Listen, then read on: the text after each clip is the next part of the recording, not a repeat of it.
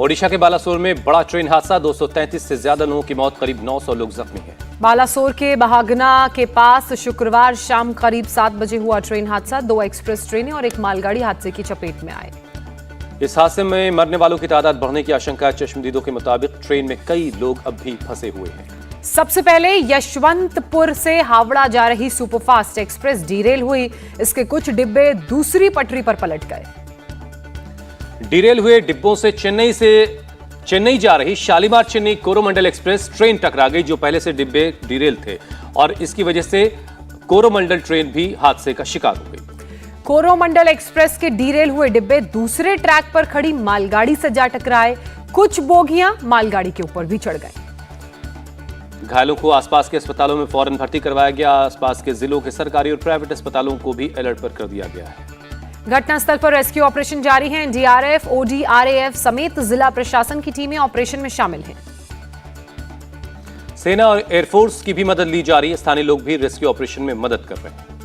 बड़ी संख्या में डॉक्टर्स और नर्सेस को भी मौके पर तैनात किया गया है। 100 से ज्यादा एम्बुलेंसेज और रोडवेज की बसें भी तैनात की गई हैं।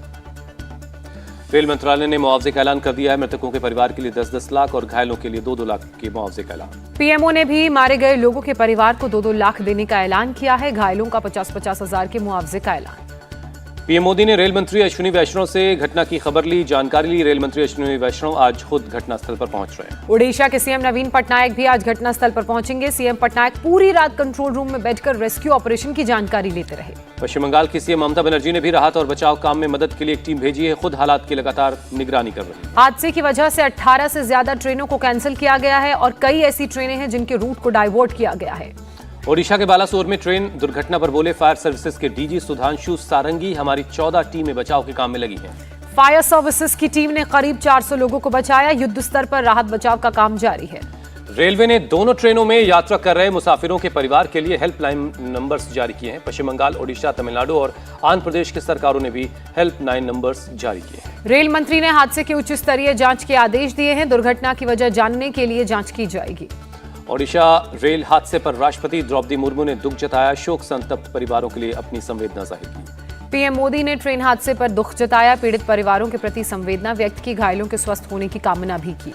उपराष्ट्रपति जगदीप धनखड़ ने भी ओडिशा में हुए ट्रेन हादसे को लेकर के गहरा दुख जताया। शोक संतप्त परिवारों के लिए अपनी संवेदना जाहिर की। गृह मंत्री अमित शाह ने हादसे को दुखद बताया, परिवार के प्रति संवेदना व्यक्त की, घायलों के जल्द ठीक होने की प्रार्थना की।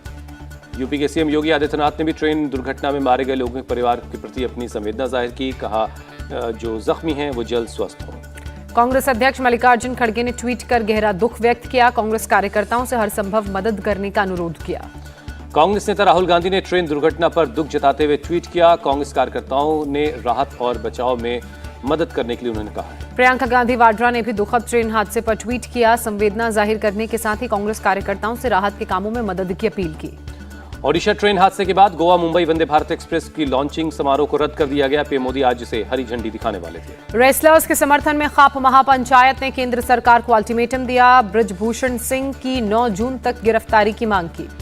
खाप महापंचायत में हुआ फैसला, अगर बृजभूषण शरण सिंह की गिरफ्तारी नहीं हुई तो पहलवान फिर से जंतर मंतर पर धरना देंगे। कुरुक्षेत्र में करीब 5 घंटे तक चली खाप महापंचायत में सरकार से मांग, पहलवानों पर दर्ज केस वापस लिए जाएं। किसान नेता राकेश टिकैत ने कहा सरकार ने नहीं की कार्रवाई तो खाप नेता खुद पहलवानों को जंतर मंतर पर धरने पर बैठाने जाएंगे। राकेश टिकैत ने मोदी सरकार को दी चेतावनी, रेसलर्स से बात करके जल्द ले एक्शन, नहीं तो हमारे ट्रैक्टर किराए के नहीं थे। बृजभूषण शरण सिंह पर दर्ज 2 एफआईआर में यौन शोषण का आरोप है। दूसरी एफआईआर में पॉक्सो के तहत एफआईआर दर्ज है। बृजभूषण शरण सिंह पर छेड़छाड़ के 10 मामलों में एफआईआर, टी शर्ट उतरवाने का भी लगाया गया आरोप। रेसलर्स के समर्थन में उतरी 1983 क्रिकेट विश्व कप विजेता टीम, कहा पहलवानों के साथ जो हुआ वो दुखद है। राजस्थान के सीएम अशोक गहलोत का आज जालौर और संचौर दौरा, महंगाई शिविर में होंगे शामिल। सीएम अशोक गहलोत ने बाड़मेर में पीएम मोदी पर किया हमला, कहा जिद्दी होकर बात करते हैं पीएम मोदी। सीएम गहलोत ने पीएम मोदी पर ईस्टर्न राजस्थान कैनल प्रोजेक्ट को राष्ट्रीय योजना में शामिल नहीं करने का आरोप लगाया, कहा जिद छोड़िए, जनता पानी की समस्या से जूझ रही है। राजस्थान की योजनाओं पर पीएम मोदी की टिप्पणी पर बोले सीएम गहलोत, राजस्थान दिवालिया नहीं होगा, आपके मंत्रियों के दिमाग का दिवालियापन निकल गया है, उसको ठीक कीजिए। सीएम अशोक गहलोत ने राजस्थान की योजनाओं को जारी रखने का भरोसा दिया, कहा 25 लाख बीमा का वायदा किया है, ये 25 से 30 होगा, 25 से 20 नहीं होगा। बीजेपी आज देश भर में कार्यकर्ताओं के साथ करेगी टिफिन बैठक। पार्टी अध्यक्ष जेपी नड्डा दोपहर 12 बजे आगरा में करेंगे बैठक की शुरुआत। जेपी नड्डा उत्तरी विधानसभा के 300 कार्यकर्ताओं के साथ करेंगे टिफिन बैठक। रूठे कार्यकर्ताओं को मनाने की होगी कवायद। पटना में विपक्षी दलों की 12 जून को होने वाली बैठक में तेलंगाना के सीएम केसीआर के आने की उम्मीद कम है।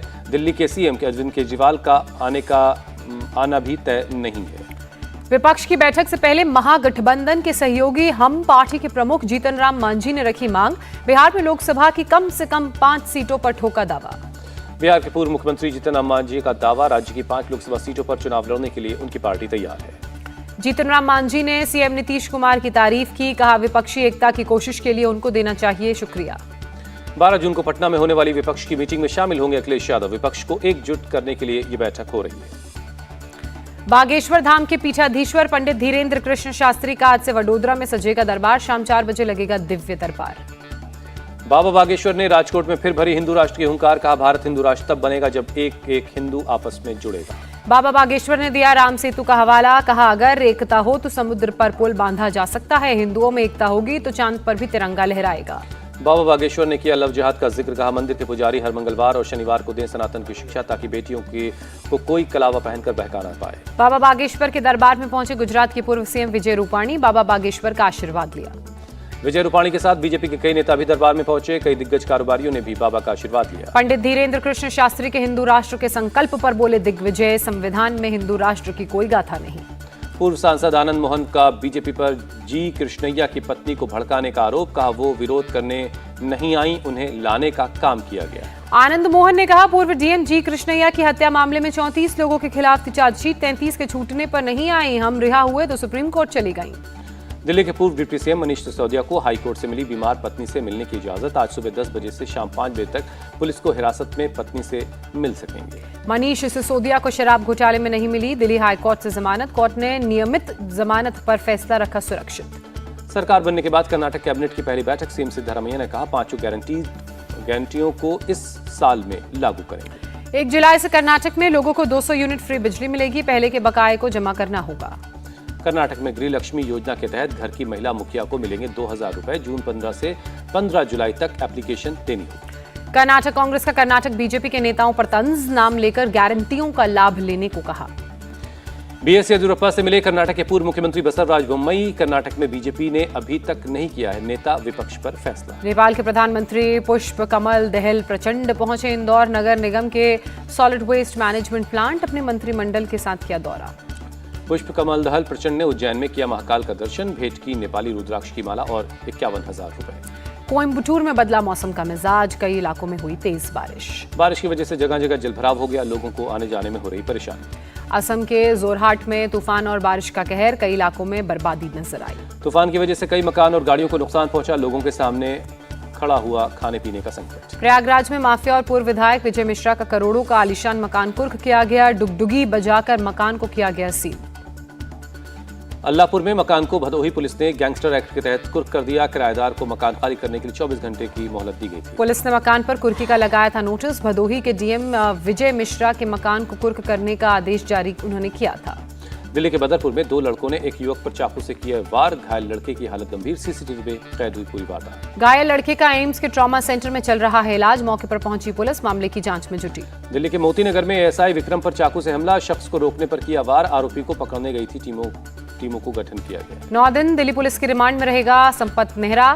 फिरौती के मामले में लॉरेंस बिश्नोई के सामने बैठाकर होगी पूछताछ। हजारीबाग के पद्मा में ग्रामीणों ने पुलिस पर किया पथराव। रिटायर्ड जवान की जमीन को अतिक्रमण मुक्त करवाने पहुंची थी पुलिस।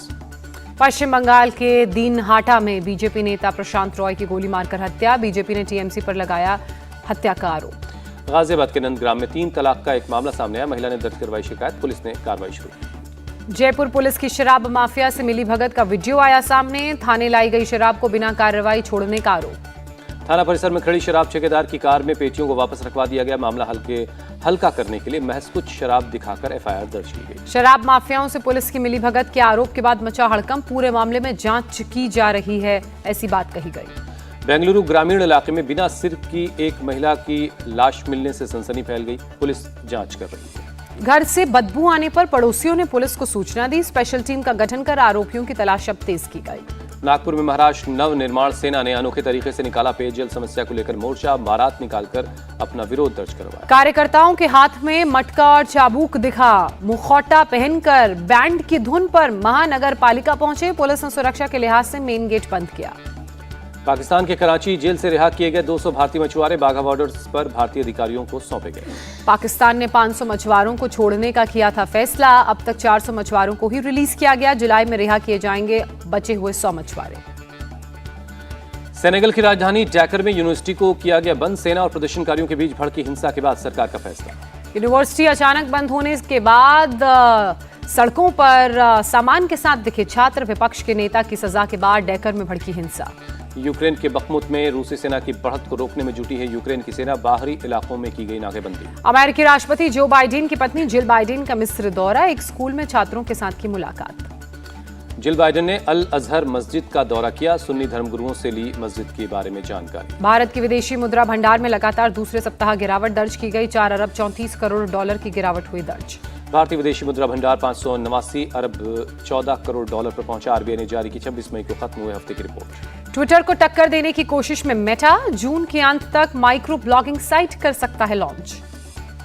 मणिरत्नम की फिल्म पोन्नियम सेल्वन 2 ओटीटी पर रिलीज हुई। मणिरत्नम ने 67वें जन्मदिन के मौके पर यह फिल्म रिलीज की। ओटीटी के बाद थिएटर्स में रिलीज हुई मनोज बाजपेयी की फिल्म सिर्फ एक बंदा काफी है। मनोज बाजपेयी ने कहा, भारी मांग के चलते फिल्म को थिएटर्स में रिलीज किया गया।